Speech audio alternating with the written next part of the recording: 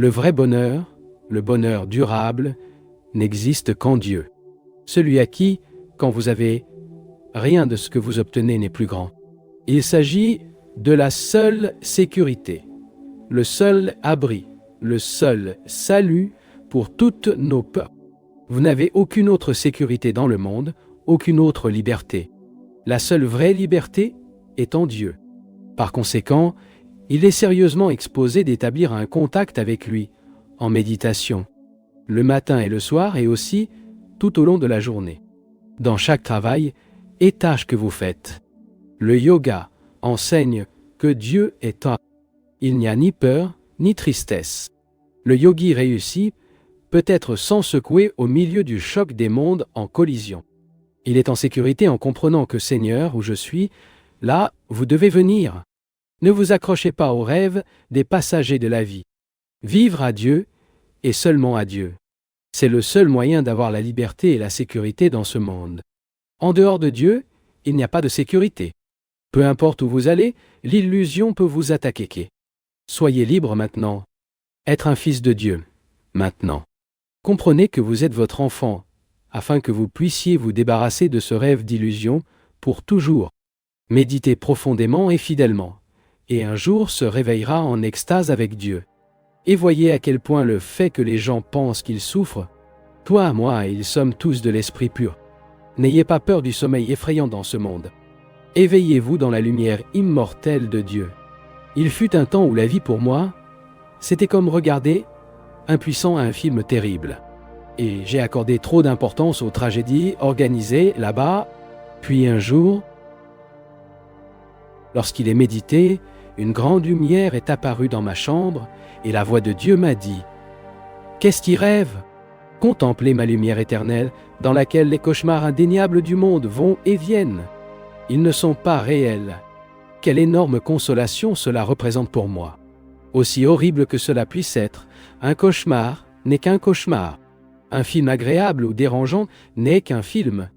Nous ne devons pas garder notre esprit si absent dans les drames tristes et terrifiants de cette vie. N'est-il plus sage de maintenir notre attention dans ce pouvoir qui est indestructible et immuable? Pourquoi vous souciez-vous des surprises désagréables de l'intrigue de ce film dans le monde? Nous ne sommes ici que pour une courte période. Apprenez la leçon du drame de la vie et trouvez votre liberté. Sous l'ombre de cette vie se trouve la merveilleuse lumière de Dieu. L'univers est un vaste temple de sa présence. Lorsque vous méditez, vous le trouverez partout pour lui. Dans la vie et la mort, la maladie, la faim, les épidémies ou la pauvreté que je vous sais toujours. Aidez-moi à comprendre que je suis un esprit immortel, en train de passer par les transformations de l'enfance, de la jeunesse, de la vieillesse et des troubles terrestres. Le monde continuera tel quel, avec ses hauts et ses bas. Où allons-nous demander des conseils? Ce ne sera pas dans les préjugés créés en nous pour les habitudes et les influences environnementales de nos familles, de notre pays ou du monde, mais dans la voie de la vérité qui nous guide intérieurement. La vérité n'est pas une théorie, ni un système philosophique spéculatif, ni un décortionnement intellectuel. La vérité est une correspondance exacte avec la réalité. Pour l'homme, la vérité est la connaissance inébranlable de sa nature réelle, de son soi.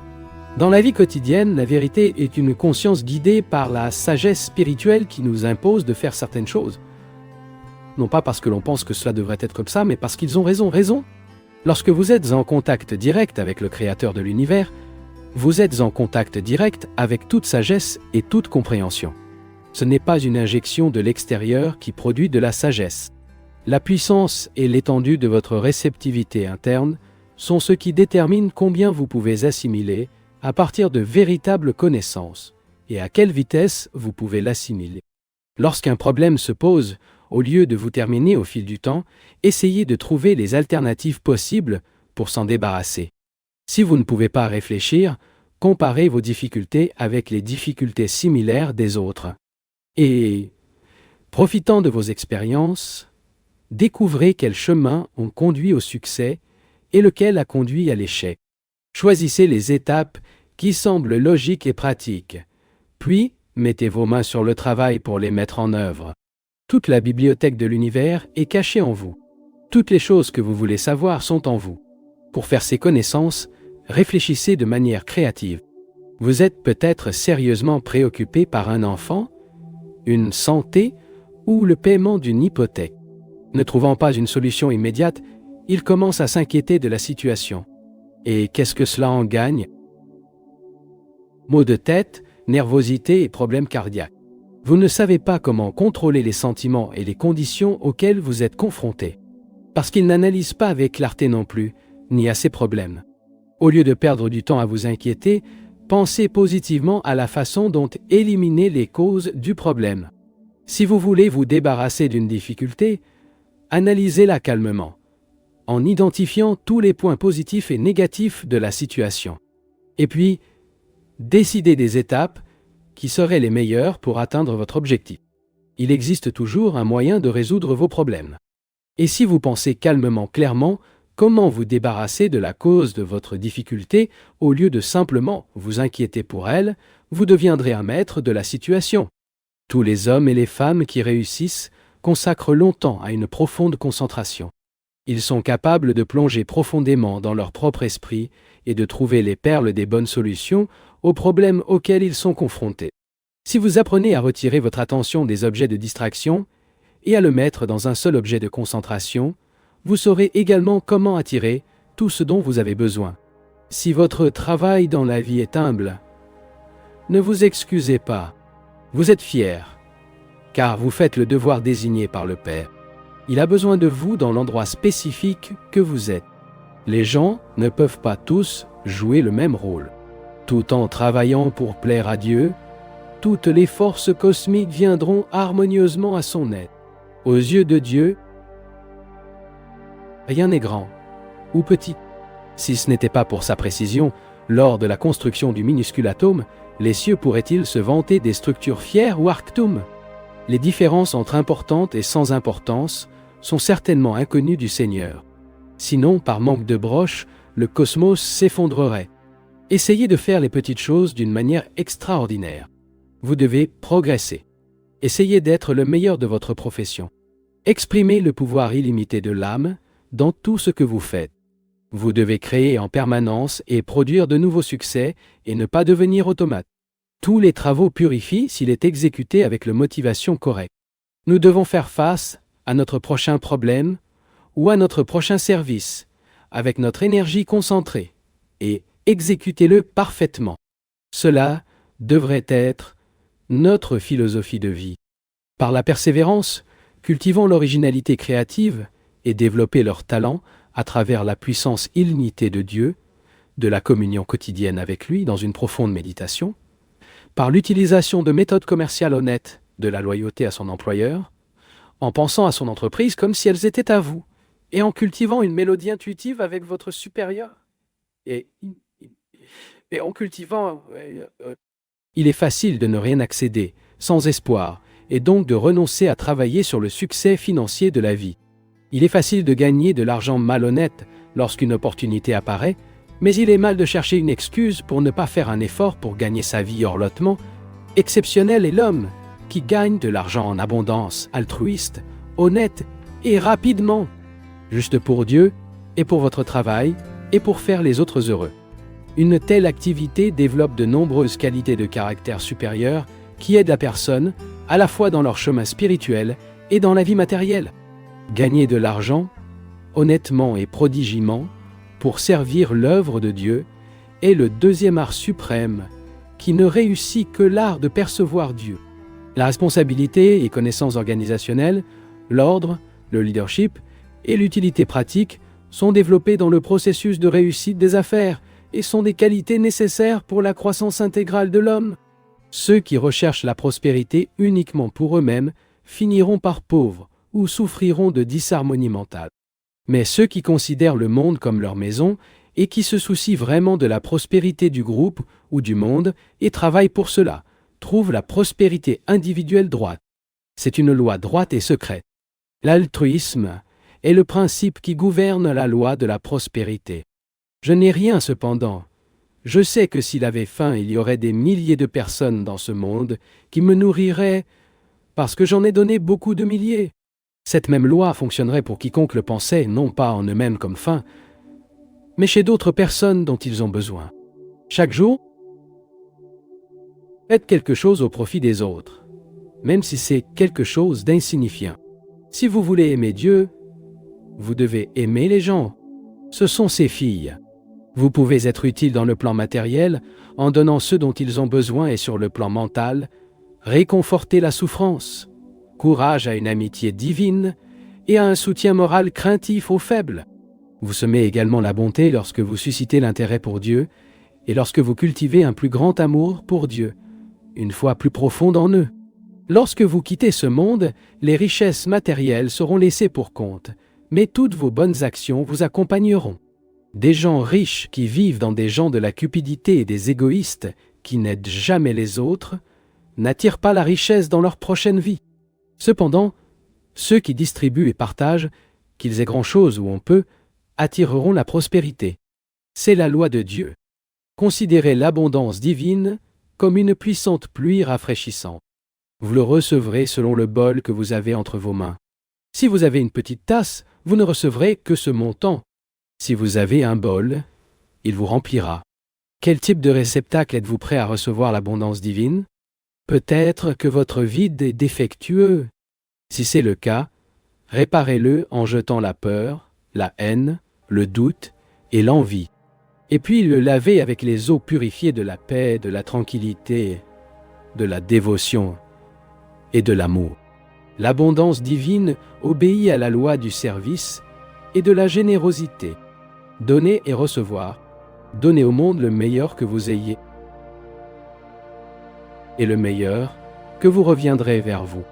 Thanksgiving et louange s'ouvrent dans leur chemin de conscience, afin que la croissance et les fournitures spirituelles viennent à vous. L'Esprit s'infiltre dans la manifestation, visible dès qu'un canal est ouvert, à travers lequel il peut couler.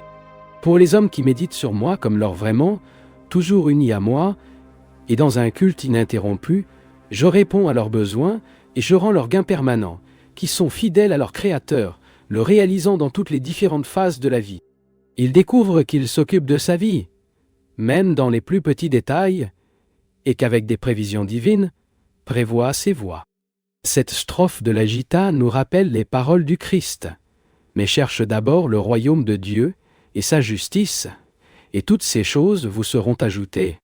Je vivrai avec une parfaite foi dans le pouvoir de l'omniprésence de bien à m'apporter ce dont j'ai besoin au bon moment. En moi se trouve le pouvoir créatif infini. Je n'irai pas au tombeau, sans rien avoir fait. Je suis un Dieu, une créature rationnelle.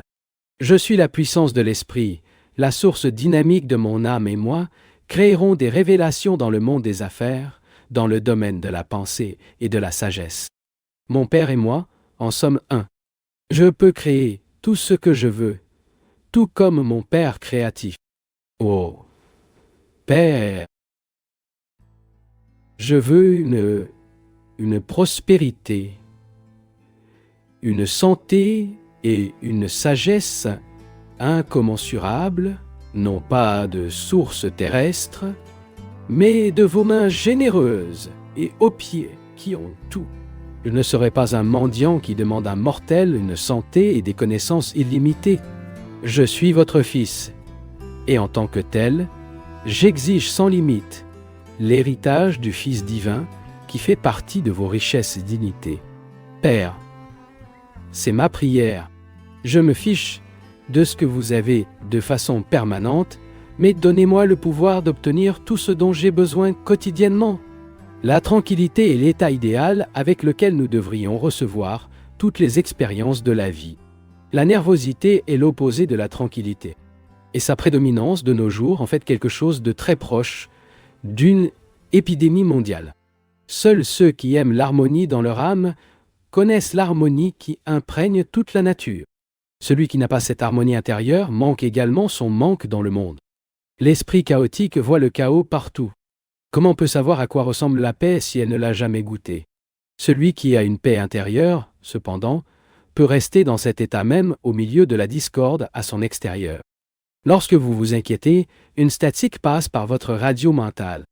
La chanson de Dieu est la chanson de la tranquillité. La nervosité est statique.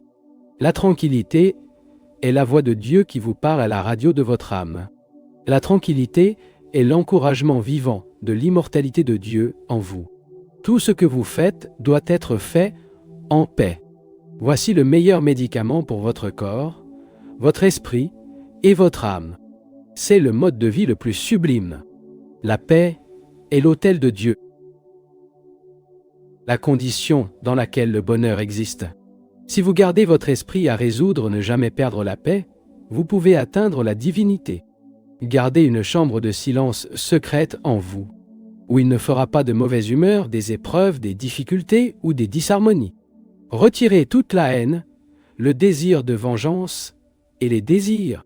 Dans cette chambre de paix, Dieu vous rendra visite. Vous ne pouvez pas acheter la paix. Vous devez savoir comment vous en faire, dans le silence de vos pratiques de méditation quotidienne. Nous devons modéliser nos vies selon une structure triangulaire. La tranquillité et la douceur sont les deux côtés. La base est le bonheur. Chaque jour, rappelez-vous, je suis un prince de la paix, assis sur le trône de l'équilibre, dirigeant mon royaume des activités. Agite une personne rapide ou lente dans la solitude ou les agglomérations humaines animées. Ils doivent se concentrer sur la paix et l'équilibre.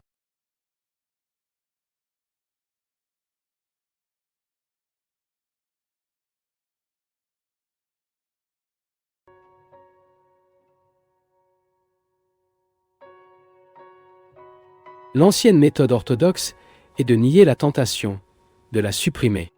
Mais vous avez tendance à apprendre à le contrôler. Ce n'est pas le péché d'être tenté. Même si vous faites une tentation, vous n'êtes pas mauvais. Mais si vous cédez à cette tentation, elle devient temporairement piégée dans le pouvoir du mal. Vous avez tendance à ériger autour de vous en protégeant les barrières de sagesse. Il n'y a pas de force plus grande que la sagesse qui peut être utilisée contre la tentation. La compréhension parfaite vous fera le point où rien ne peut l'essayer pour pratiquer des actions qui promettent du plaisir, mais à la fin, ils ne feront que vous causer de la douleur. Jusqu'à ce que la sagesse n'ait pas atteint, lorsque la tentation arrive, tout d'abord, interrompre l'action ou la volonté d'agir, puis la raison. Si vous essayez d'abord de raisonner, il sera contraint de voir votre volonté, de faire exactement ce que vous ne voulez pas, car la tentation surmontera la raison. Dites simplement non. Levez-vous et partez. C'est le moyen le plus sûr d'échapper au diable. Plus il développe le pouvoir de ne pas dire pendant les attaques de tentation, vous le serez plus heureuse, car toute la joie dépend de la capacité de faire ce que votre conscience vous dit que vous devriez faire. Quand vous dites aucune tentation, ce n'est pas pour de vrai. Ne retournez pas. Les faibles, défibrés, dites oui tout le temps. Les grands esprits, cependant, sont pleins de non. Lorsque vous décidez de ne pas fumer, ni de manger avec des régulières, ni de mentir, ni de tromper les autres, soyez ferme dans ces bonnes fins. Ne faible pas. Un environnement inapproprié sape sa volonté et est une invitation au mauvais désir. Vivez avec des voleurs et vous penserez que c'est le seul mode de vie. Mais si vous vivez avec des gens divins, après avoir atteint la communion avec Dieu, aucun autre désir ne peut l'essayer.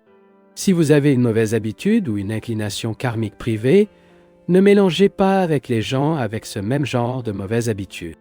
Si vous avez tendance à la gourmandise, évitez la compagnie d'autres glutons. Si vous voulez boire, fuyez ceux qui boivent.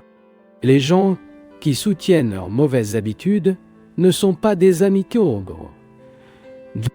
Ils jetteront la joie de votre âme. Évitez l'entreprise de ceux qui agissent mal et mélangez avec ceux qui sont bons. La plus grande influence sur votre vie, encore plus forte que votre volonté, est votre environnement. Changez-le si nécessaire. Il existe deux espèces environnementales que vous devez observer attentivement, l'extérieur et l'intérieur. Surveillez vos pensées. Toutes vos expériences imprègnent vos pensées. Ce sont vos pensées qui vous soulèvent ou vous dégradent. Vous avez tendance à être plus fort que les pensées et les suggestions constamment émises par d'autres. C'est la façon de maîtriser les mauvaises vibrations qui pénètrent dans votre environnement. Pensez à Dieu comme lui et son environnement. Soyez un avec Dieu et rien ne peut vous blesser. Chaque action a un homologue mental. Nous accomplissons nos actes avec une force physique. Mais cette activité provient de l'esprit et est guidée par le commandant mental. Le vol est un mal. Cependant, le plus grand mal est l'acte mental de vol qui commence le vol physique, car l'esprit est le vrai exécuteur testamentaire. Expulsez l'acte que vous souhaitez éviter d'abord de l'esprit. Si vous vous concentrez uniquement sur l'action physique, il est très difficile d'obtenir le contrôle. Concentrez-vous sur l'esprit, corrigez vos pensées et automatiquement les actions seront corrigées. Chaque fois qu'une mauvaise pensée se produit, jetez-la. Alors Satan ne peut rien vous faire. Mais dès que vous pensez mal, vous allez à Satan. Vous allez tout le temps entre le bien et le mal. Pour vous échapper, vous avez tendance à aller là où Satan est incapable de l'atteindre, au fond du cœur de Dieu. La vertu et la pureté ne sont pas enracinées dans la faiblesse. Au contraire, ce sont des qualités vigoureuses qui combattent les forces du mal. Il est en votre pouvoir de choisir la pureté, l'amour, la beauté et la joie spirituelle que vous exprimerez, non seulement à travers vos actions, mais aussi à travers vos pensées, vos sentiments et vos désirs. Gardez votre esprit pur et trouvera toujours le Seigneur avec vous. Vous l'entendrez, vous parlez langue de votre cœur. Il en aura un aperçu dans chaque fleur et chaque arbuste, chaque feuille de gazon et chaque pensée éphémère. Les bénis sont le pur du cœur, car ils verront Dieu. Il y a beaucoup plus de merveilles à l'intérieur que de l'extérieur. L'âme ne peut jamais être apaisée à travers les sens. Lorsqu'il atteint la maîtrise de soi, sa vie est glorifiée par la perception de la chaleur divine, bien qu'elle reste toujours dans la chair. Ainsi, au lieu d'être esclave des désirs et appétits matériels, l'attention de l'homme est transférée au cœur de l'omniprésence. Là, reposant pour toujours avec une joie cachée en toutes choses. Évitez de ruminer les mauvaises choses que vous avez faites. Ils ne vous appartiennent plus, qui sont oubliés. C'est l'attention qui crée des habitudes et de la mémoire. Dès que vous mettez l'aiguille sur un disque phonographique, il commence à jouer. L'attention est l'aiguille qui touche l'album passé. Par conséquent, vous ne devriez pas mettre votre attention sur les mauvaises actions. Pourquoi continuer à souffrir des actions stupides de votre passé? Expulsez leur mémoire de votre esprit et veillez à ne pas les répéter à nouveau. Vous êtes peut-être préoccupé par les erreurs que vous avez commises, mais Dieu ne l'est pas. Ce qui s'est passé, passé. Tu es son fils, et quoi que ce soit ton erreur, c'est arrivé parce que non le savait. Dieu ne l'accuse pas pour le mal pratiqué sous l'influence de l'ignorance. Tout ce qu'il demande, c'est que vous ne répétez pas vos mauvaises actions. Il veut juste savoir si vous êtes sincère dans votre intention d'être bon. Oubliez le passé. Les vies passées de tous les hommes sont tachées par de nombreux actes honteux. La conduite humaine ne sera jamais fiable jusqu'à ce que l'homme ancre dans le divin. Tout s'améliorera à l'avenir. Si vous faites un effort spirituel maintenant, ne vous considérez pas comme un pécheur. Tu es un fils du Père Céleste. Peu importe que vous soyez les plus grands pécheurs. Oublie ça. Si vous avez décidé d'être bon, vous n'êtes plus un pécheur. Commencez de zéro et dites « J'ai toujours été bon. J'ai juste rêvé que c'était mauvais. » Le mal est un cauchemar et n'appartient pas à l'âme. Même si vos erreurs sont plus profondes que l'océan, l'âme elle-même ne peut pas être avalée par eux. Adoptez une détermination incassable à progresser sur votre chemin, sans les serrures de limiter les pensées dans leurs erreurs passées. Vous êtes une étincelle de la flamme éternelle. Vous pouvez cacher l'étincelle, mais vous ne pouvez jamais le détruire. L'obscurité peut régner dans une grotte pendant des milliers d'années, mais apportez la lumière là-bas et les ténèbres gagneront comme s'ils n'avaient jamais existé. De même, quels que soient vos défauts, ils ne le seront plus lorsque vous prenez la lumière de la gentillesse. La lumière de l'âme est si grande que les incarnations du mal ne peuvent pas la détruire. Il n'y a pas de péché qui ne peut être pardonné, aucun mal qui ne peut être surmonté, car le monde de la relativité n'est pas absolu. Dieu ne quitte jamais personne. Lorsque vous croyez, une fois que vous avez péché, votre culpabilité est incommensurable, sans rédemption. Et lorsque le monde déclare que vous ne valez rien et qu'il deviendra jamais quoi que ce soit, arrêtez le temps de penser à la Mère divine. Dis-lui, Divine Mère, je suis ton fils espiègle. Pardonnez-moi, s'il vous plaît. Lorsque vous faites appel à l'aspect maternel de Dieu, ne le refuse pas. Vous faites simplement fondre le cœur divin. Cependant, Dieu ne soutiendra pas s'il continue de mal agir. Lorsque vous priez, vous avez tendance à abandonner les mauvaises actions. Les saints sont des pécheurs qui n'ont pas abandonné, quelles que soient leurs difficultés. Si vous n'abandonnez pas, vous progresserez dans votre lutte contre le courant. Se battre, c'est gagner la grâce de Dieu. Un diamant sera-t-il moins de valeur simplement parce qu'il est recouvert de boue? Dieu voit la beauté immuable de son âme. Il sait que nous ne sommes pas nos erreurs. Pour certaines incarnations, vous avez été un être humain, mais tout au long de l'éternité, il a été un enfant de Dieu. Ne vous considérez jamais comme un pécheur, car le péché et l'ignorance ne sont que des cauchemars mortels. Lorsque nous nous éveillons en Dieu, nous verrons que nous, l'âme, la conscience pure, n'avons jamais fait quelque chose de mal. Inacculés par des expériences mortelles, nous sommes et avons toujours été des enfants de Dieu. Chacun de nous est le Fils de Dieu. Nous sommes nés de votre esprit dans toute la pureté, la gloire et la joie. Cet héritage est inaliénable. Condamnés eux-mêmes en tant que pécheurs, engagés sur le chemin de l'erreur, est le plus grand de tous les péchés.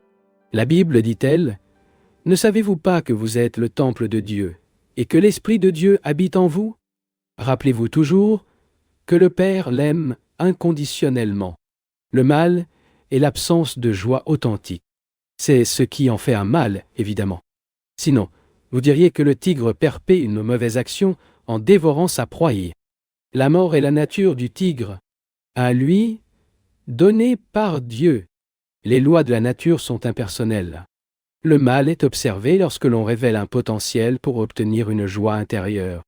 Tout ce qui nous sépare de cet état divin de l'existence nous nuit, car il détourne notre vision de ce que nous sommes vraiment et de ce que nous voulons vraiment dans la vie. D'où des prescriptions religieuses contre le luxe et la fierté, par exemple. Les commandements sont pour le bien de l'homme, pas pour la satisfaction du Seigneur. Ce sont des avertissements pour les imprudents que, bien que certaines attitudes et actes puissent sembler satisfaisants au début, la fin du chemin ne sera pas pour eux, et non le bonheur, mais la souffrance. Les gens qui recherchent le bonheur devraient éviter l'influence de mauvaises habitudes qui conduisent à de mauvaises actions. Ceci génère une honte tôt ou tard. La répétition de quelques actes de la faiblesse est utilisée pour être faible. Beaucoup de gens permettent les habitudes de faiblesse ou d'échec, en elles-mêmes créées, asservissent-les. Vous pouvez éviter cela si vous avez un conditionnement mental pour vivre différemment. Cependant, la résolution de la lutte contre les mauvaises habitudes doit persister jusqu'à la victoire finale. Ce que vous avez fait de vous-même dans le passé, c'est ce que c'est maintenant. C'est vous qui, par les traits invisibles et secrètes des actions passées, avez commencé à contrôler les actions présentes. C'est vous qui, par la loi de la cause et de l'effet qui régit tous les actes, avez déterminé sa punition ou sa récompense. Sans aucun doute, il a suffisamment souffert. Il est temps d'échapper à l'arrestation de ses anciennes habitudes indésirables. Puisqu'il joue le rôle du juge, les barreaux de la souffrance, de la pauvreté ou de l'ignorance, ils ne peuvent pas vous retenir si vous êtes prêt à vous libérer. Évitez de parler de choses négatives. Parce que le look, les égouts, quand il y a tellement de beauté autour de toi, tu pourrais m'emmener dans le plus bel endroit du monde et pourtant moi, si je le voulais, je trouverais des défauts. Mais pourquoi voudrais-je? Pourquoi n'aimeriez-vous pas toute votre beauté? Lorsque nous nous concentrons sur le mauvais côté des choses, nous perdons de vue le bon côté. Les médecins disent que des millions de terribles germes peuplent notre corps. Cependant, comme nous ne les sommes pas conscients, il est beaucoup moins susceptible de nous affecter que si nous ressentons la présence et nous nous inquiétions. Lorsque nous insistons pour regarder le côté négatif, nous finissons par acquérir des qualités négatives. Lorsque nous nous concentrons sur le bon côté, nous acquérons la gentillesse. Les préoccupations sont difficiles à éliminer.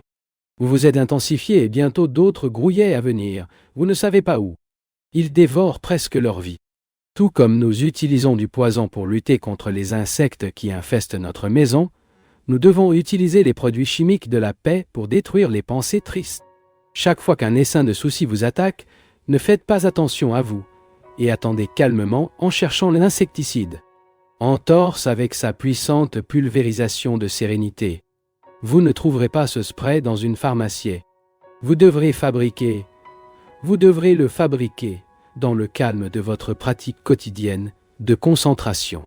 Ce produit est composé d'acide caustique, de sérénité habituelle et de la félicité lisse qui élimine la douleur.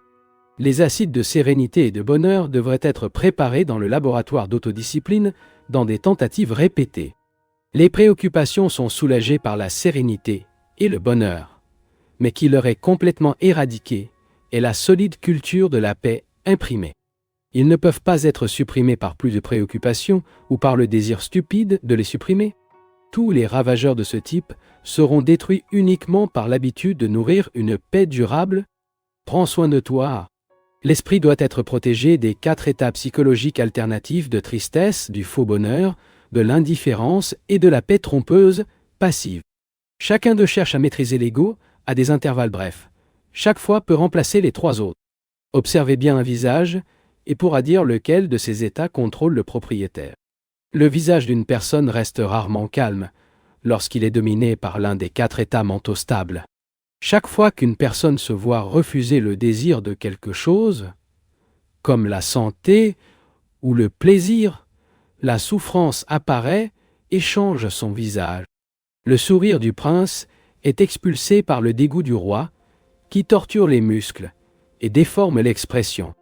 Lorsqu'un souhait est satisfait, la personne se sent temporairement heureuse. La tristesse naît d'un désir réticent. Le bonheur donne la satisfaction du désir. La tristesse et le faux bonheur, comme les jumeaux siamois, vivent et voyagent ensemble. Ils sont la progéniture du désir et ne s'éteignent jamais. Si vous invitez un faux bonheur, vous devrez également recevoir de la tristesse. Lorsque l'ego n'est pas autour de la tristesse ou du bonheur, les gens entrent dans le 3e état, l'indifférence ou l'ennui. Vous demandez à une personne ennuyée, « Êtes-vous triste ?» Êtes-vous triste? Et elle répond, « Oh non !» Vous demandez ensuite, « Êtes-vous heureux ?» Et elle répond, « Oh non !» Mais alors, quel est votre problème? Vous insistez, « Et je m'ennuie. » Ceci est l'explication. C'est l'état mental de la plupart des gens.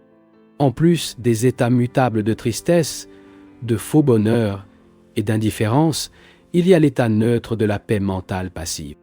Il est de nature négative et brève. La conséquence est l'apaisement temporaire des 3 autres. Au-dessus de ces 4 états de conscience se trouve celui de la bénédiction inconditionnelle et toujours nouvelle, ce qui signifie uniquement dans la méditation. Ne perdez pas votre temps en pilaire. J'aime rire moi-même, mais je contrôle mon sens de l'humour. Quand je suis sérieux, personne ne peut me faire sourire. Soyez heureux et gai dans le cœur. Sérieux, mais jeune. Pourquoi passer vos perceptions spirituelles sur des mots vides? Après avoir rempli le vase de votre conscience avec la paix de la paix, gardez ainsi. Ne vous faites pas des trous avec des blagues et une petite conversation. Ne vous dépassez pas d'en jouer. Ce n'est rien de plus qu'un faux stimulus. Il ne jaillit pas de la joie authentique, ni n'assure le vrai bonheur. Lorsque vous jouez trop, votre esprit est agité et léger, incapable de méditer. Ne transformez pas le malheur en habitude chronique, car ce n'est rien d'amusant sans heureux. Alors que le bonheur est une bénédiction pour vous et les autres, est-il facile de faire un rire brillant et de répandre la douceur avec la voix? Pourquoi donc être de mauvaise humeur et répandre la tristesse autour de vous? Il n'est jamais trop tard pour apprendre. Vous avez l'âge de vos pensées habituelles et êtes aussi jeune que vous le ressentez maintenant, malgré les années qui ont suivi. Lorsque la dame tristesse apparaît, ne lui donnez pas de force en réalisant sa présence. Si vous accédez à l'alimentation avec le nectar de vos larmes, il s'installera et occupera bientôt tous les espaces de votre vie. Dès qu'il survient, il sera déplacé, il le démoralisera. Ensuite, il frappe l'estomac, utilise les poings, les bras et les coudes de la volonté pour l'expulser une fois pour toutes de l'enceinte de votre vie. Ainsi, il atteindra une victoire physique et métaphysique sur la tristesse.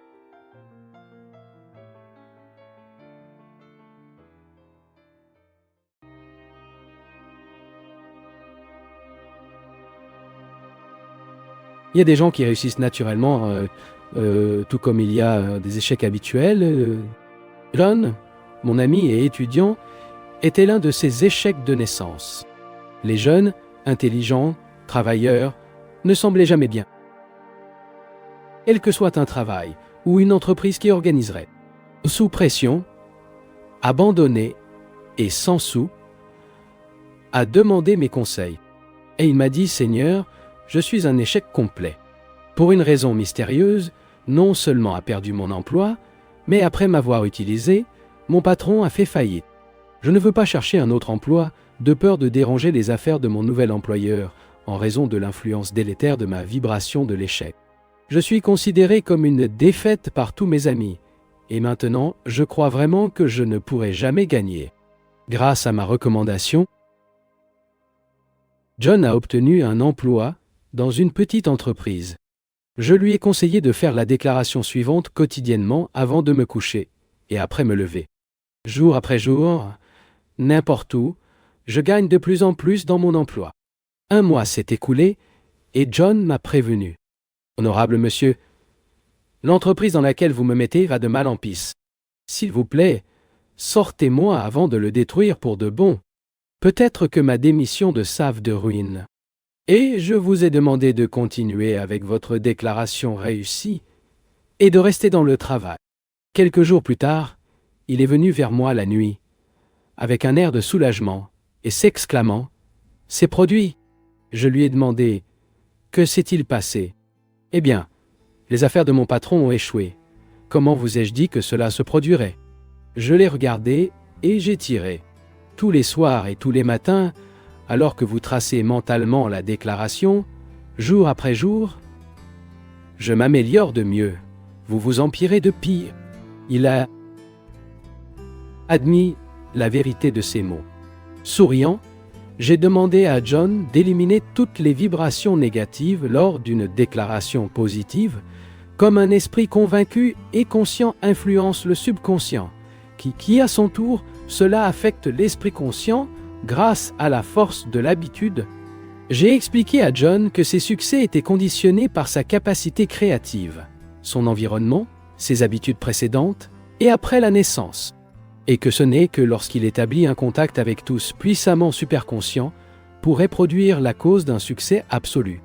J'ai obtenu John un travail beaucoup plus important pour John. Après 6 mois, un temps maximum qu'il a réussi à rester au travail, il m'a dit « Monsieur, prends-moi dès que possible. » L'entreprise se déroule très mal. Je n'ai pas accordé beaucoup d'attention aux craintes de John. Et j'ai suggéré qu'il continuait au travail. Après quelques semaines, il murmura en souriant. « Monsieur, le deuxième emploi qui m'a arrangé était également pour l'espace. J'ai fait semblant de regretter votre situation et j'ai dit calmement « Ne t'inquiète pas, John, je t'obtiendrai un autre emploi. » « Eh bien, monsieur, a-t-il dit, s'il pouvait supporter le péché de conduire une autre personne à faire faillite en raison de contact avec moi, alors procurez-moi ce nouvel emploi. » Grâce à l'effort et à l'influence continus, j'ai finalement réussi à garantir à John un emploi dans une grande entreprise. 1 an s'est écoulé et rien ne s'est passé, bien que chaque semaine, John voulait démissionner, essayant d'emmener les services bancaires à cette 3e entreprise. Enfin, j'ai suggéré d'investir votre argent dans une entreprise. Il a répondu très effrayé. « Si j'investisse mes économies, je les perdrai à coup sûr. Je suis passé d'un grand échec à un grand succès. C'est arrivé. Je peux comprendre mon incompétence en raison du manque de compréhension.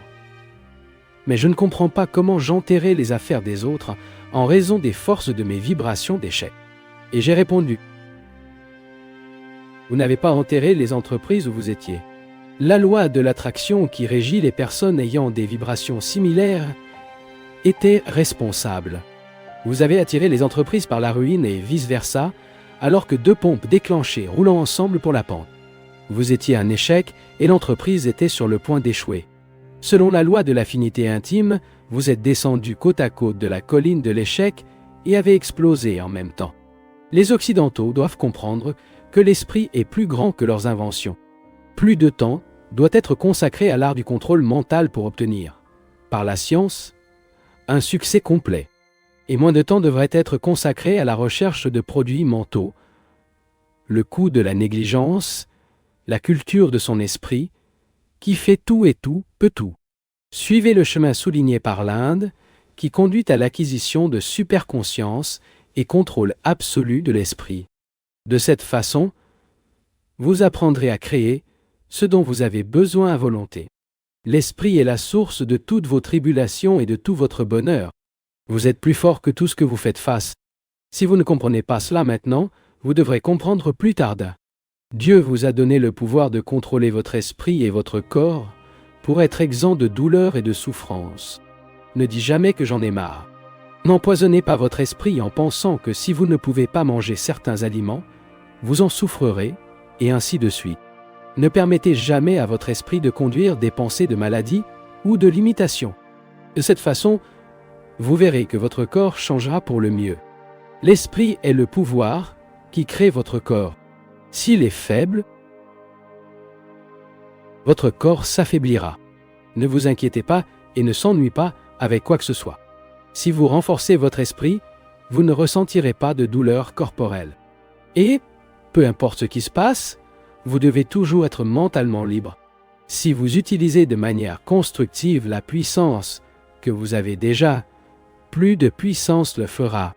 Branchez-vous avec la puissance cosmique et aura bientôt la force créative de l'esprit. Vous serez en contact avec une intelligence infinie, capable de la guider et de résoudre vos problèmes. La puissance de la source dynamique de votre être passera à travers vous afin qu'elle soit créative dans le monde des affaires, le monde des idées ou le monde de la sagesse. Si vous insistez pour être triste, personne au monde ne vous rendra heureux. Mais préparez l'esprit à être heureux. Rien et personne au monde ne vous volera ce bonheur. Si vous avez déjà perdu l'espoir d'être heureux, remontez le moral, ne désespérez pas. Son âme, reflet de l'esprit éternellement joyeux, est son propre bonheur. Si vous gardez les yeux fermés de la concentration, vous ne pourrez pas voir le soleil de bonheur briller dans votre esprit. Cependant, peu importe l'attention de l'attention, les rayons du bonheur continuent d'essayer de forcer la porte fermée de votre esprit. Ouvrez la porte de la sérénité et verra en vous-même le soleil de la joie. Les rayons jubilants de l'âme peuvent être perçus lorsque vous internalisez votre attention. Ne cherchez pas le bonheur uniquement dans de beaux vêtements, de délicieux plats et autres commodités. Ils emprisonneront leur joie derrière les barreaux d'extériorité. Si vous avez préparé votre esprit à trouver de la joie en vous, tôt ou tard, vous le trouverez. Recherchez-le tous les jours, pratiquez une méditation profonde et trouvera sans aucun doute le bonheur durable. Efforcez-vous de plonger en vous, car il y a la plus grande des joies. Le bonheur ne vient pas parce qu'il est souhaité, mais être rêvé, pensé et vécu en toutes circonstances. Peu importe ce que vous faites, gardez le courant souterrain du bonheur.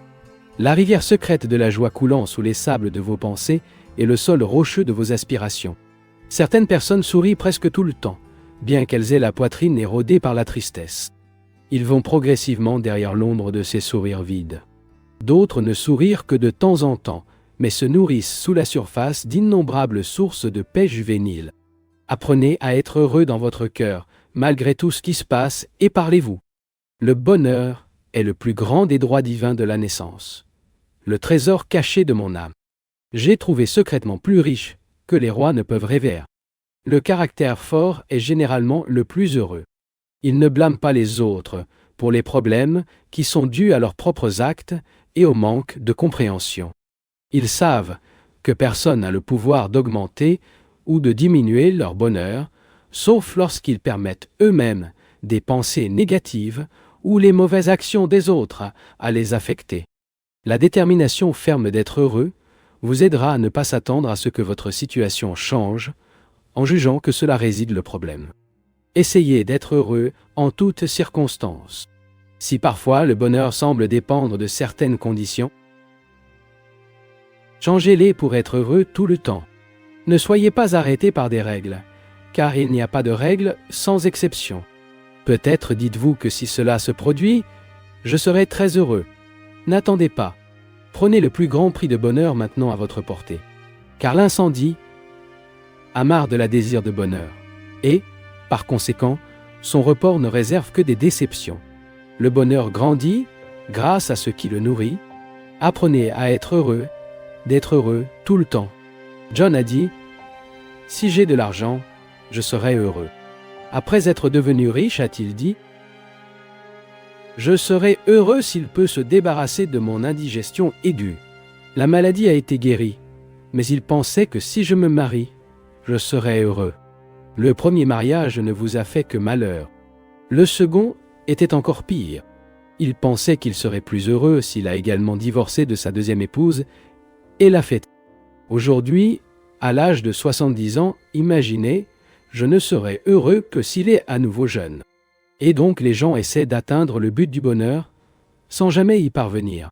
Conditionnez l'esprit d'être heureux dans la richesse ou la pauvreté, la santé ou la maladie, le bon ou le mauvais mariage, la jeunesse ou la vieillesse, le rire ou les pleurs. Ne vous attendez pas à des changements pour vous-même, votre famille ou dans votre environnement pour être heureux dans le cœur.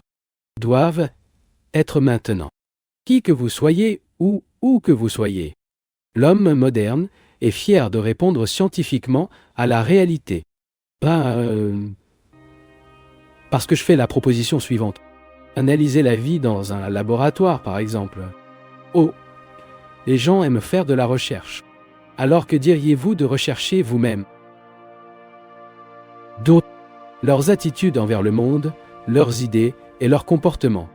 Découvrez ce qu'est la vie humaine. Et comment le faire pour l'améliorer. Déterminez ce que les gens veulent le plus et quelle bonne façon de les satisfaire.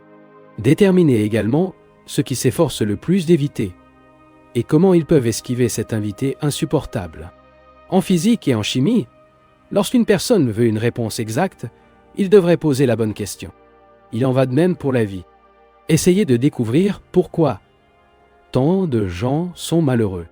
Ensuite, avec cette compréhension, trouvez la meilleure façon de du bonheur durable. Pouvez-vous faire réfléchir le petit Romier mort de votre vie? En général, nous sommes nés riches de sourires, de jeunesse, de force, de beauté, de santé, d'aspirations mystiques et de doux espoirs. Au fur et à mesure que nous grandissons, nous perdons ces richesses et que les roses en nous flétrissent. Pourquoi? Pourquoi les roses seulement fleuve-t-il pour mourir? Est-ce alors le cas que notre bonheur ne semble disparaître? Nous voulons s'épanouir avec de bonnes actions, émaner de la joie et conserver à jamais la mémoire de ceux qui nous aiment. Nous n'avons pas besoin de mourir de pauvreté, de maladie ou de tristesse. Pour préserver notre rose, nous devons nous en occuper correctement, avec beaucoup d'eau et de nutriments, les protéger des ravageurs et du froid. La rose de notre bonheur ne peut que se développer dans le sol fertile de notre paix. Il ne grandira pas sur le plancher dur et insensible de l'état d'esprit humain. Nous devons continuellement tourner la paix avec l'appel des bonnes actions. Nous devons garder la plante de notre bonheur bien arrosée avec notre esprit d'amour et de service. Nous ne sommes heureux que lorsque nous rendons nos semblables heureux. Le véritable engrais pour l'arbre du bonheur est fourni uniquement par la méditation et le contact authentique avec Dieu dans la vie quotidienne. Sans contact avec la source infinie, où toutes les facultés et inspirations aux humaines poussent, nous ne grandirons jamais complètement et parfaitement. Les pires fléaux qui attaquent la plante du bonheur sont l'indifférence au progrès, à l'hébergement et au scepticisme. Le froid de l'inertie, ou l'absence d'efforts définis, est constant pour connaître la vérité et les plus grands maux qui souffrent de notre plante de bonheur.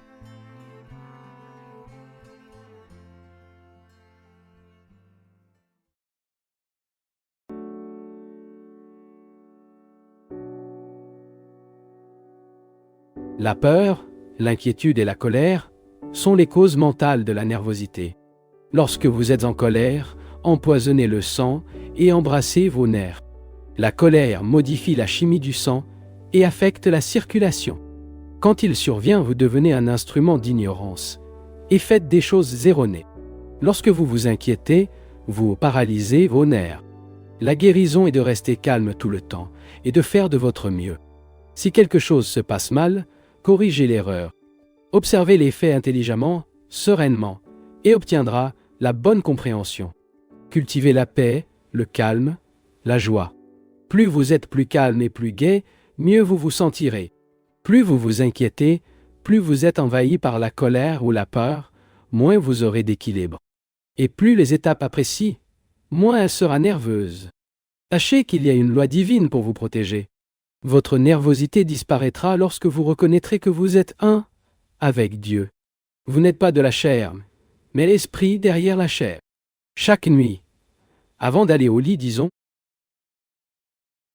je suis un prince de la paix, assis sur le trône de l'équilibre. Les choses matérielles apportent de la joie? Non. Matériaux perdent bientôt leur bonheur. Cultivez la paix. Efficacité mentale absolue et suffisamment de sécurité matérielle. Si vous couvrez une image en or avec un manteau noir, direz-vous qu'il est devenu noir? Non, bien sûr que non. Vous saurez que sous le voile, l'image est toujours dorée. Ce sera donc quand le voile noir de l'ignorance qui cache maintenant son âme. Vous reverrez alors la beauté immuable de votre propre nature. Si une mauvaise habitude vous dérange, faites deux choses. Essayez de l'éviter et de tout ce qui le stimule peut-être, sans vous concentrer sur l'empressement à le supprimer. Pensez ensuite à une bonne habitude et gardez votre esprit super concentré dans cette habitude, jusqu'à ce qu'elle fasse partie de vous. Une bonne habitude est votre meilleur ami. Une mauvaise habitude est votre ennemi mortel. Soyez prudent lorsque vous répétez une action. Cela deviendra une habitude avant de le réaliser. L'habitude est une seconde nature, mais elle peut être interdite grâce à une bonne action persistante. Où que vous soyez, restez toujours alerte dans la pensée, la perception et l'intuition. Toujours prêt, comme un bien photographe, pour prendre des photos de conduite exemplaires et ignorer les mauvais comportements. Son plus grand bonheur est toujours disposé à apprendre et à agir correctement. Plus vous vous perfectionnerez, plus vous améliorerez les gens autour de vous. L'homme qui cherche à s'améliorer est un homme destiné à être de plus en plus heureux. Méfiez-vous des entreprises que vous choisissez. Préférez des gens calmes, forts et sages, avec une nature plus profonde que la vôtre. Lorsqu'un criminel est mis en compagnie de pires, il ne l'aide pas. Une fois que la journée sort de prison, le geôlier lui dit au revoir. À bientôt. Lorsque les gens nerveux vivent avec d'autres du même genre, ils ne s'améliorent pas. Choisissez toujours la convivialité avec des gens calmes. Ne laissez pas les objets malsains flotter dans la chaîne de vos habitudes de pensée. Soin à la qualité des livres que vous lisez, essayez de réaliser l'influence que la famille et les amis proches toujours autour de vous. Beaucoup de gens échouent parce que leurs familles ont infecté leur subconscient avec des idées défaitistes, des bloqueurs du progrès. Certaines personnes ont besoin de beaucoup de temps pour former des habitudes de santé mentale, une prospérité et une sagesse. Mais cette fois, peut être raccourcie. La formation d'habitudes, lente ou rapide, dépend de l'état général de la santé, de l'état du cerveau et des cellules nerveuses, et du type de méthode de formation des habitudes qui est utilisée. Beaucoup de gens sont timides dans leurs pensées et leurs actions, ils échouent donc. Une habitude mentale, pour se matérialiser, doit être forte et persistante. Par exemple, l'habitude de la prospérité ou de la santé doit être cultivée par des idées de prospérité et de santé, jusqu'à ce que les résultats surviennent. Une attitude mentale tenace et courageuse est absolument nécessaire au désir et doit être respectée.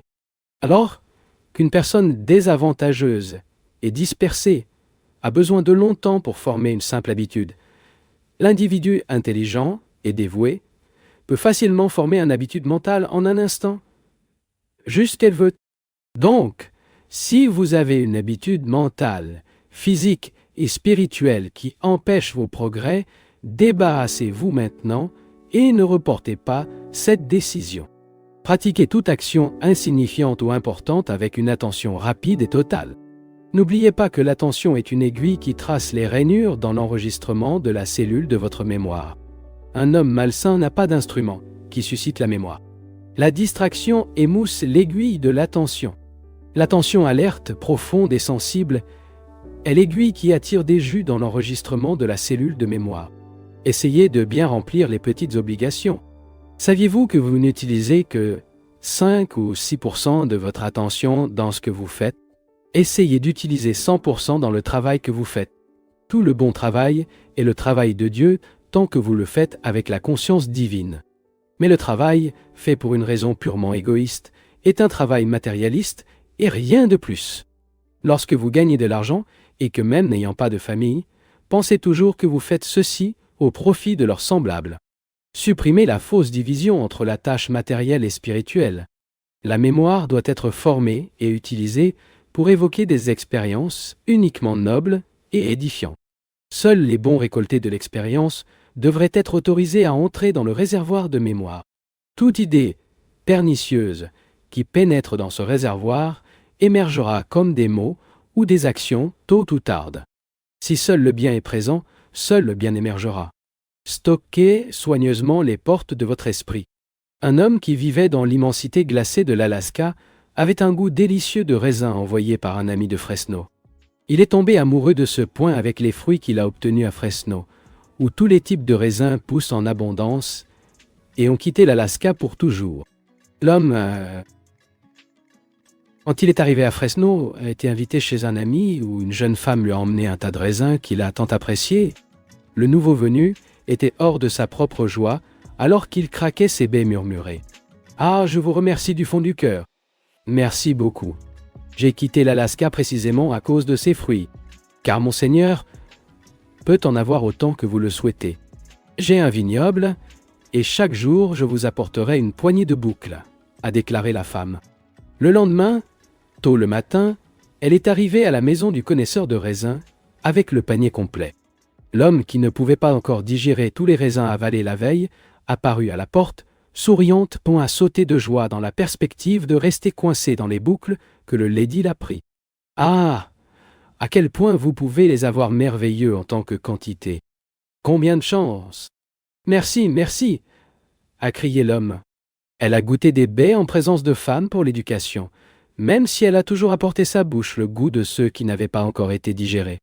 Lorsque la femme est partie, il a envisagé les raisins d'admiration et de convoitise les yeux.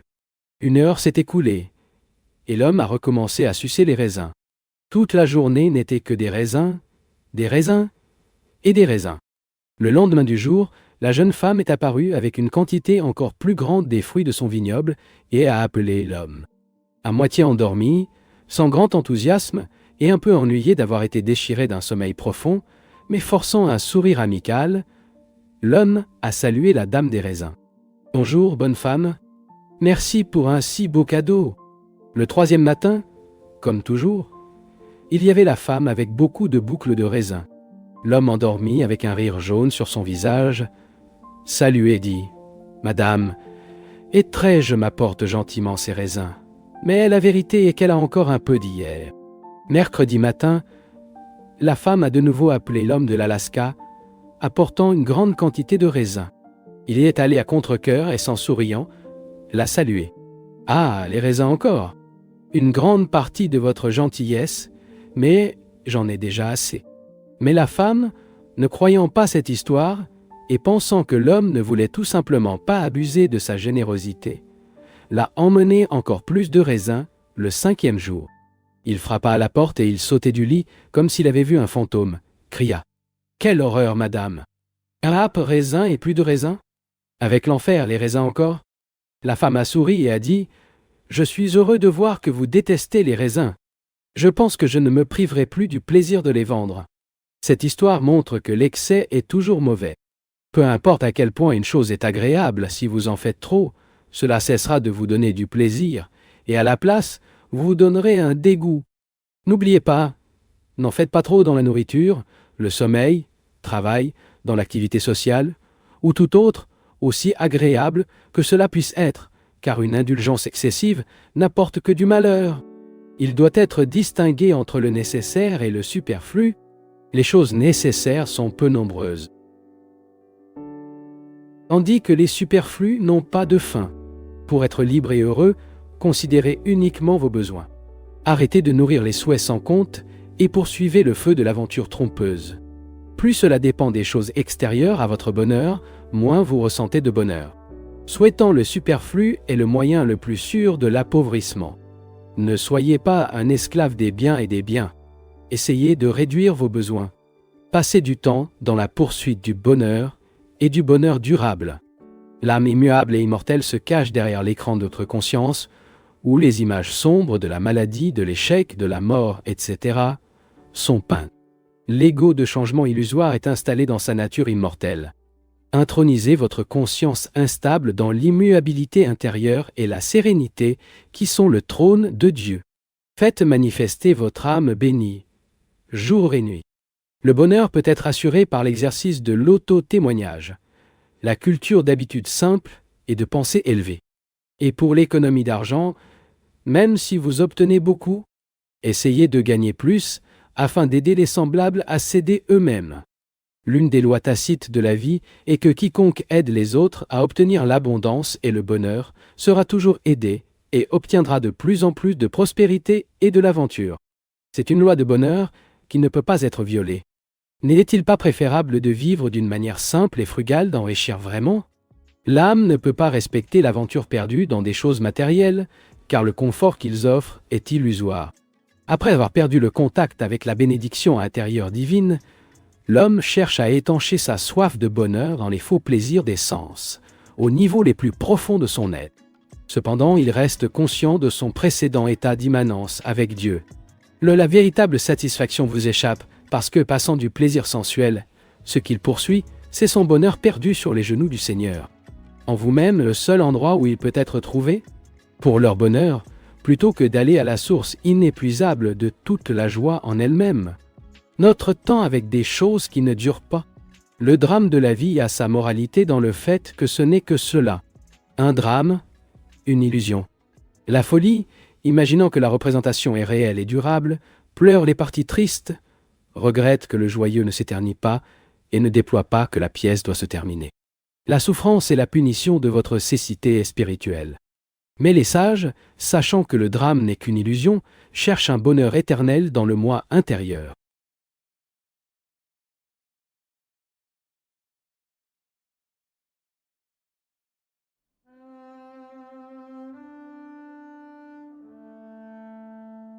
Dans mon école en Inde, il y avait un garçon qui avait été amené par ses parents.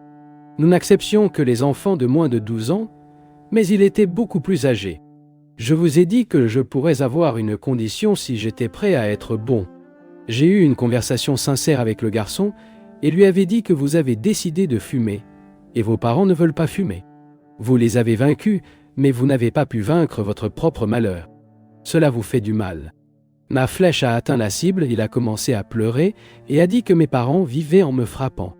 Et j'ai continué, réfléchissez à ce que vous vous faites. Je l'accepterai, mais avec une condition, à part un détective, mais un ami, pendant que vous êtes prêt à corriger vos erreurs. Comptez sur moi. Mais si vous mentez, je ne vous ferai rien. Le mensonge détruit les amitiés. Alors ne me mens jamais. Après l'avoir accepté, je lui ai promis. Lorsque vous voulez fumer, je vous donnerai moi-même des cigarettes. Un jour, il est venu me voir et m'a dit « J'ai une volonté folle de fumeur ». Je lui ai donné de l'argent et le garçon pouvait à peine croire ce qu'il avait vu. Et babiller ? Rester avec lui. Il ne voulait pas de l'argent. Il a insisté pour qu'il soit sorti et est allé acheter les cigarettes, mais il a refusé. Et à la fin de ce câble de guerre, a-t-il déclaré. Peut-être que vous ne le croyez pas, mais j'ai perdu l'envie de fumer. Le résultat de l'enseignement et de la discipline était qu'il est finalement devenu un saint. J'ai éveillé votre conscience spirituelle. Le point maximum de cela consiste en l'effort intime pour grimper vers le bonheur pérenne. Peu de gens font cet effort. Vous devriez cependant vous efforcer sans repos pour être bon. Même si vos péchés sont profonds, comme l'océan Atlantique, sur quelques incarnations, vous êtes devenu un être humain. Mais tout au long de l'éternité, c'est un enfant de Dieu. Pourquoi vous considérez comme un pécheur? Cela peut être correct plusieurs fois, au nom de l'humilité, tant qu'il se concentre sur la grandeur de Dieu et non son insignifiance devant lui. Mais insister sur négativité et limitation? Si vous voulez trouver quelque chose de précieux, enterré sous un glissement de terrain, ne pensera pas à cet objet tout en retirant la boue. Cependant, si vous ne faites attention qu'à la boue, vous pouvez oublier le véritable objectif de creuser et abandonner la tâche. Ne soyons pas trop sensibles, ni n'avez pas d'apitoiement sur soi. Cela augmente notre surface. Vous pourriez nourrir des plaintes contre quelque chose sans que personne ne sache ce que c'est. La meilleure chose à faire est de regarder à l'intérieur et de supprimer la cause de cette sensibilité. Beaucoup de gens pensent qu'ils devraient avoir pitié d'eux-mêmes et que l'auto-épité leur apportera un soulagement. Mais l'auto-exploit est une dépendance comme l'opium. Chaque fois qu'un toxicomane à l'opium prend de la drogue, il plonge plus profondément dans la dépendance. Soyez dur, comme acier, contre l'auto-épité. Si le feu de sensibilité pénètre dans votre cœur et que vous lui permettez d'y rester, ce feu dévorera les fibres de votre paix. Vous-même devez avoir la force de contrôler-le, sachant que la supersensibilité est un agent du diable, déterminé à détruire sa paix. Chaque fois que la sensibilité rend visite à votre cœur, il vous déconnecte du champ divin de la paix, ce qui pourrait sonner en vous si vous n'étiez pas si sensible. Lorsque la sensibilité se manifeste, essayez de maîtriser vos émotions et ne blâmez pas les autres. Assumez la responsabilité d'elles. C'est le seul moyen de le repousser. Celui qui est né avec un handicap doit courageusement résister à la tentation de se saouler sur l'auto-épité. Tenter vous-même, c'est diluer la capacité intérieure de gagner. Au contraire, il n'y a pas d'obstacle, juste des opportunités. Il ne blâme personne, pas même lui-même. Les plaintes et les accusations n'effacent pas ce qui a été fait. Ils confirment seulement votre dépendance à l'égard des circonstances sur lesquelles vous n'avez vraiment plus de contrôle. Cherchez Dieu dans le silence intérieur. Réconcile avec ce que c'est et ce qui doit être fait pour cela. Vous pouvez remodeler tout le karma, tant qu'il vit désormais pour la conscience de l'âme. La tristesse n'est pas menée avec tristesse, mais avec joie. Une certaine tristesse que nous pouvons accepter, mais il n'est pas nécessaire de leur permettre de rester avec nous pendant longtemps. Sinon, ils nous voleront la possession la plus riche de notre âme, qui est la bonheur permanent. Un complexe d'infériorité est aussi mauvais qu'une supériorité. Vous êtes en substance le Fils de Dieu, de sorte que cela n'a aucun sens si vous le trouvez inférieur ou supérieur. Le complexe d'infériorité et la supériorité retardent le progrès de l'âme. Vous devez sentir que Dieu est dans votre cœur, le guidant, et qu'il est votre plus grand amour, votre plus grand leader. Vous êtes le serviteur de tous et ne pouvez donc pas penser qu'il est supérieur à personne. Une fois que Dieu est vers l'intérieur, vous ne pouvez pas se juger inférieur.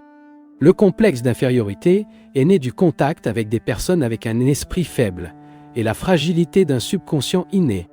Le complexe de la supériorité provient d'un ego arrogant et de la conscience de la fausse fierté. Les deux existent dans l'imagination et ignorent la réalité. Ni l'un, ni l'autre n'appartiennent à l'âme vraie et toute puissante. Développez l'autoconfidentialité en surmontant la faiblesse et trouvez votre confiance en soi dans des réalisations en béton de plus en plus audacieuses, et sera exempt de tous les complexes d'infériorité et de supériorité. La peur est un poison mental lorsqu'il n'est pas utilisé comme antidote. Un stimulus pour inciter la personne à se calmer et à faire preuve de prudence. La peur attire des objets de peur, tout comme un aimant attire des particules de fer. La peur s'intensifie et multiplie nos douleurs physiques et nos agonies mentales. La peur est nocive pour le cœur, le système nerveux, le cerveau. Il détruit l'initiative mentale, le courage, le jugement, le bon sens, la volonté. La peur étouffe la confiance et la puissance de l'âme qui gagne tous. Lorsque quelque chose menace de vous faire du mal, n'étranglez pas vos pouvoirs mentaux créatifs avec peur. Utilisez-le comme une incitation à trouver des solutions pratiques contre le danger. Face à une menace, ne restez pas immobile. Faites quelque chose à ce sujet, en rassemblant calmement toute la puissance de votre volonté et de votre jugement. La peur de l'échec ou de la maladie se nourrit de pensées insistantes dans les possibilités défavorables, jusqu'à ce qu'il soit enraciné dans le subconscient et, enfin, le superconscient. Les graines de la peur germent et remplissent l'esprit de plantes de peur, qui portent des fruits toxiques et effrayants. Si vous ne pouvez pas déloger la terrible peur de l'échec ou de la mauvaise santé, vous distrayez votre esprit en tournant l'attention vers des livres intéressants et engageants, ou même des divertissements inoffensifs, après que l'esprit oublie ses peurs terrifiantes. Il encourage à découvrir et à éliminer les causes de l'échec et la mauvaise santé dans le sol de votre vie quotidienne. N'ayez pas peur de la maladie ou de l'accident simplement parce que vous étiez une victime auparavant. Au contraire, ayez peur d'avoir peur, car cela créera une conscience de la maladie et de l'accident. Et si la peur est forte beaucoup, vous attirerez exactement ce que vous craignez le plus. Le succès survient lorsque nous obéissons aux lois divines et matérielles. Il est nécessaire de réussir, à la fois spirituel et matériel. Cela consiste à obtenir tout ce qui répond aux besoins de la vie. Gagner de l'argent doit être un acte pratiqué pour améliorer la société, le pays, le monde. Gagnez l'argent que vous pouvez si vous bénéficiez à votre communauté, à votre pays ou au monde. Mais ne le faites jamais contraire aux intérêts des autres. Il y a des lois mentales subconscientes et superconscientes pour réussir et combattre l'échec. Pour que la loi divine ou le pouvoir superconscient vous aide, n'interrompez pas vos efforts conscients, ni ne comptez que sur vos talents naturels. Avec lucidine, essayez de combattre et de surmonter l'échec, de ressentir, pendant que la loi divine met en occupe vos efforts pour réussir. Cette méthode établit un lien conscient avec le divin. Pensez qu'en tant qu'enfant de Dieu, vous avez accès à toutes les choses qui appartiennent à votre Père. Ne doutez pas. Quand tu as besoin de quelque chose, débarrassez-vous de la conscience de l'échec et pouvoir vous appartenir. Des habitudes subconscientes d'ignorance et d'incrédulité dans cette loi nous privent de notre héritage divin. Ceux qui aspirent à utiliser les ressources d'approvisionnement divin doivent interdire cet état d'esprit erroné avec un effort persistant, saturé de confiance infinie. Lorsque des méthodes conscientes, subconscientes et réussies sont combinées, la victoire est certaine. Essayez à nouveau, peu importe combien de fois a été tenté en vain. Voici une déclaration de réussite matérielle. Tu es mon Père, mon succès et mon joie. Je suis votre Fils, le succès et la joie. Toute la richesse de ce monde, tous les biens de l'univers vous appartiennent. Je suis ton Fils. La richesse du monde et de l'univers m'appartient. M'appartient. Ah. M'appartient. M'appartient. J'ai vécu en cultivant des pensées de pauvreté et à tort censé être pauvre. Et pauvre j'étais. Maintenant je suis à la maison, et ta conscience m'a rendu riche. M'a rendu riche. Je réussis, je suis riche. Tu es à moi, trésor. Je suis riche. Je suis riche. Vous êtes tout. Vous êtes tout. Tu es à moi. J'ai tout. J'ai tout. Je suis prospère. Je suis riche. J'ai tout. J'ai tout. J'ai tout comme vous. Comme vous l'avez fait. J'ai tout. Possédez tout. Tu es ma richesse. J'ai tout. Nous avons un succès spirituel lorsque nous nous lions volontairement à la conscience cosmique. Et préservons notre paix et notre équilibre même en présence des événements inévitables de la vie, comme la mort d'amis. Lorsque vous avez perdu un être cher à cause de la loi de la nature, elle n'est pas déprimée, mais Dieu merci pour avoir acquis le merveilleux privilège de vivre avec l'une de ses créatures bien-aimées. Le succès spirituel survient lorsque nous faisons face à tout avec la jovialité et le courage, reconnaissant que toute chose se dirige vers une destination supérieure. Il s'agit d'une déclaration de succès psychologique.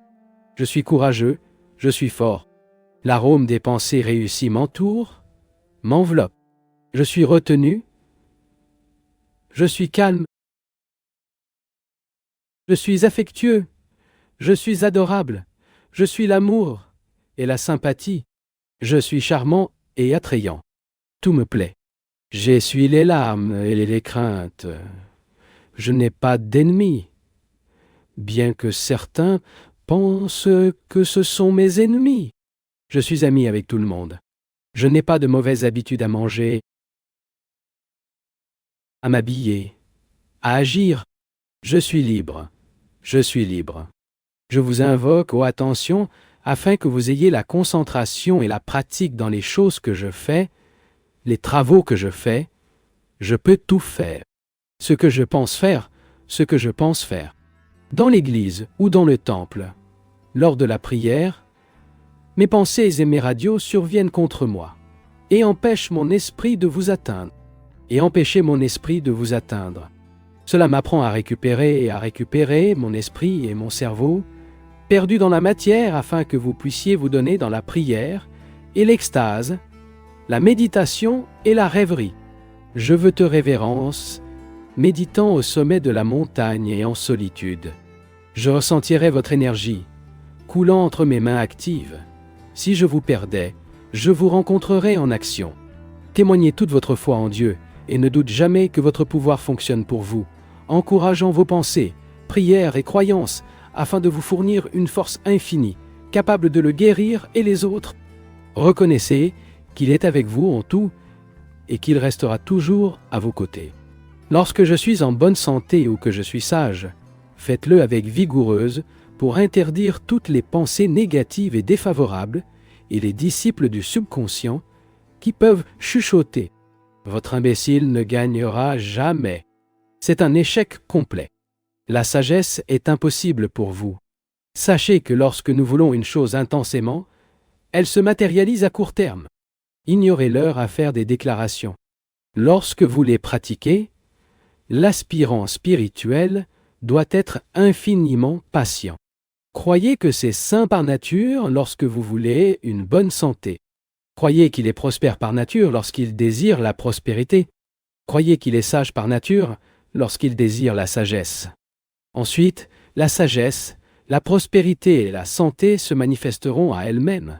Changez le cours de vos pensées. Éliminez toutes les habitudes mentales négatives, les remplacer par des habitudes mentales saines et courageuses qui doivent être appliquées à la vie quotidienne par une confiance inébranlable. N'oubliez pas qu'une personne intelligente et résolue peut facilement remplacer une mauvaise habitude mentale par un bon clignotement. Je veux juste vouloir. Par conséquent, si vous avez une habitude mentale, physique ou spirituelle qui empêche vos progrès,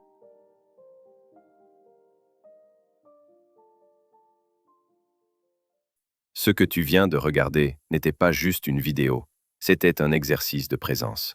Si tu es resté jusqu'ici, c'est qu'il y a quelque chose en toi qui est plus éveillé.